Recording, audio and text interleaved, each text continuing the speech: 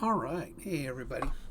So, we're starting a whole new playlist called Terrible at Technology.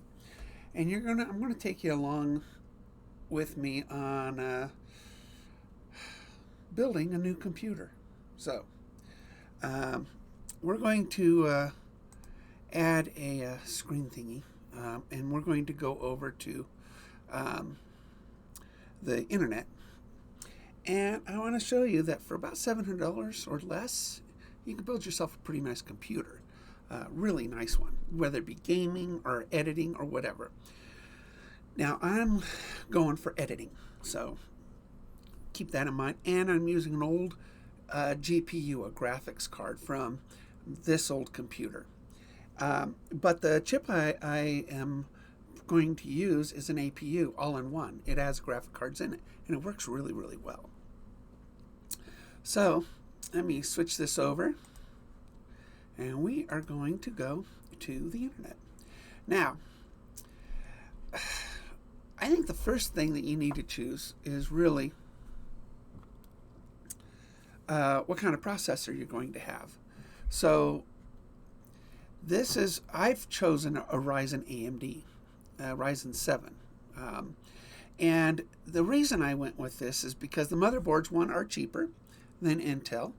Intel's a little bit better in some cases, but the motherboard, which is the really it's sort of the platform it all sits on. So everything plugs into the motherboard. So it's kind of like the brains. Well, actually, it's the heart of the whole computer, or the CPU, which plugs in right there, is the brain. So with Intel, they only make a motherboard for one or two generations, and then they change the motherboard. And so if you want to upgrade later, you really have to do the whole 9 yards again. And I don't want to do that. So AMD keeps their chips seat, it's fitting standardized. So that's really, really nice. I could put any chip I want on this, old or new. And if I want to upgrade in 4 years to the newest chip, I could do that. Kind of important in my opinion. So what did I look for in a motherboard? One, I want something that allows me to have plenty of memory and the latest in generations of technology. So in this case, I'm going to put two solid state M.2 drives on this. Although both are Gen 3, I can make them Gen 4 if I want when I upgrade the chip, if I do that later. But the board allows me to do that. I also have a digital surround sound system I want to utilize. So in this particular one too, it has a digital out, optical out. And I'll connect that to my sound system. It's got all the necessary connections. It's got heat sinks where, it's important. It does have a little bit of bling, but that wasn't important. And I told you that the chip, the Ryzen 7 5700G, this particular chip has the graphics card built in, and it does come with a heat CPU cooler, the Wraith cooler, right? So it does come with the Wraith cooler, but I'm not going to be using that because what's important is keeping that CPU, the brains, cool. So you'll find that a great cooler does not cost very much. So we're going to add the Thermalright Assassin 2 with 7 heat pipes on it. It's a twin tower setup. Now this is actually kind of tall, but not too tall. So you got to look at the clearance that this thing needs. Where is it? I'm sure it's probably down here someplace. I don't know. I think it's 160 millimeters. PCU. That's the fan speed. Where is it? Oh, 154 millimeters high. So that's how tall that is. All right. So you got to keep that in consideration when we pick a case. So now I picked this case. This is a Antec Flux case. It comes with 4 fans, and it has 3 changing color lights fans up front called ARGB, Advanced RGB, and then another one in the back and another one on the bottom in order to cool down my GPU. Now the cool thing about this, and you're going to think, Mike, why do you care about that? Is this the 5.25-inch drive? Now you can put a DVD-ROM in there, you know, a CD DVD reader writer, but I'm going to use it for something else. So this particular case, you look for its CPU cooler clearance, and it's 175 millimeter. Perfect. We have plenty of clearance for our CPU cooler. So what can you use that 5.25-inch drive space for? Well, you can use it for a card reader. This right here is going to slide in there, and it will support every card on the market. So I'm just going to pop that in there, and it's going to support all the cards. And that is pretty cool. Now, the neat thing about it is that let's say you don't need a card reader, although I think everybody needs a card reader. They've got all sorts of things that you can put in a 5.25 slot.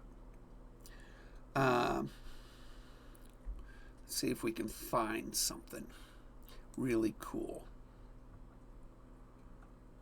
So you can add more USB ports to it if you want, if that's what you need. And they've got just tons of USB ones that's just all USB 3s lined up. Or if it's not behind a door like mine, you want to add, let's see if I can do control panel for PCs. There it is. So you could do something as cool as this. It's this slides right in there, and it's got an LCD front panel with CPU fan controls on it. You could just add all sorts of really cool stuff for in that slot. So if indeed that's what you want to do, you can customize your PC with that slot. Or you can just add a drawer. They got drawers.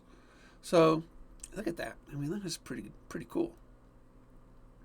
That's a Thermaltake Commander FT touchscreen, 5-channel single 5.25-inch bay cooling fan controller. Right there, baby. That. You can put that on there if indeed you want. And you can control up to 5 fans with this thing. Really good. It gives you the temperature, the RPMs. Really nice. Come on. You could do that. So people wonder, why do you need a 5.25-inch bay? Well, you don't need it. 2, I do, because I want to add, card readers to it instead of a, rinky-dink one sitting on top of a beautiful new PC. Or if you want, you can add something like this, which is really cool. So let's see what else. Oh, we're looking at my budget computer here. This right here, added extra lights, not necessary, but more lights, more fans, more air, cooler. Also, this right here is a 2 terabyte M.2 drive. And this I will be putting in there. It's $100, but 2 terabytes for my main drive. The screen, here's a 30-inch, 200 hertz screen, and more than plenty for me. But for $200, maybe if I get enough money. You're going to need memory. Now, for a creator, you need 32 gigabytes. You don't need it, but you want it. For a gamer, you only need 16 gigabytes. So this is only $70 for these. And then you need a good power supply. This is 650 watt, 80 plus gold for $55. It's a semi-modular system, so it's got some wires attached, some aren't. So, but very simple. This is about $700 for everything you see here minus the monitor. The monitor is not part of that price because it's $200. So that's what this is. So let's go back to that, and let's display capture off, and back to me. There you go.